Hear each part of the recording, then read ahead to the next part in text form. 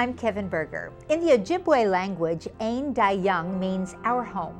And in 1983, the Ain Dah Yung Center began as an emergency shelter for homeless American Indian youth. It's since expanded its services over the years, and today the center is a national model for providing a broad spectrum of services to American Indian youth and their families. Deb Foster is the executive director of the Ain Dah Yung Center, and she joins us for this segment of Newsmakers. Thanks for joining us, Deb. Thank you, Kevin. How big of a problem is homelessness in this population? Well, unfortunately, there's a high disparity of youth, Native American youth that are homeless. And I think one of the things that people misunderstand is that these youth are not leaving voluntarily. I think I've heard that, folks say, well, these kids are just runaways and they just need to go home and obey their parents, kind of a thing. These kids do not leave voluntarily. They're leaving because they're struggling with situations such as, poverty and neglect, and potentially some families are dealing with physical abuse or sexual abuse. Maybe there's alcohol or drug abuse going on. These kids are leaving because they think that they have no choice and that maybe I can be better out there. And so older ones will often take their younger ones and they head to the streets, and what they find out within 32 to 72 hours is that they're immediately being solicited into sex trafficking, to drug abuse, and gang involvement, and they're also finding that there's no place to go. There just are not enough shelters, and so so they're ending up on the streets. Your shelter, you deal with their culture as part of what your mission is.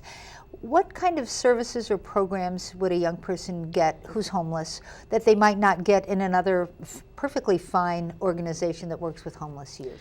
Yeah, one of the things that Ain Dah Yung understands is the need for cultural revitalization. I mean, the challenges that our families and our youth that are facing today are stemming from decades of the boarding school era, just one thing. And, imagine for a moment that you have a youth, you have a 4-year-old who's taken away from you. You don't see him for 13 years. Meanwhile, this kid is, his head is shaved, their clothes are changed, they're taught to be in a certain education. They are stripped of everything that they know and then released all of a sudden. These are our grandparents. These are our mothers. This was happening. Boarding school was happening. We had 60,000 children in boarding school in 1973. It's not that long ago. This is my grandmother. So that created some of these issues that are with us still.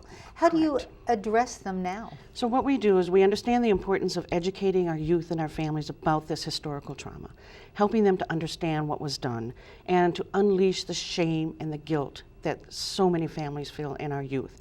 And then from there we move forward and we teach through everything we do is from a cultural foundation. Nini Genocide, our prevention, where we work with our younger youth. We have the shelter, as you mentioned. We also have Oyate Nawaji, which is our program for families. And then we have our transitional living program for our older youth who are transitioning and learning to become self-sufficient and hopefully leaving homelessness behind them forever. With the idea that the next generation will know better and do better. Exactly. Thank you so much for sharing the important work that you're doing in our community. That's Deb Foster from the Ain Dah Yung Center. If you want to learn more about the center and their impact on American Indian youth in the Twin Cities, or to support their work, go to adycenter.org. And that's it for this edition of Comcast Newsmakers. I'm Kevin Berger. Thanks for watching.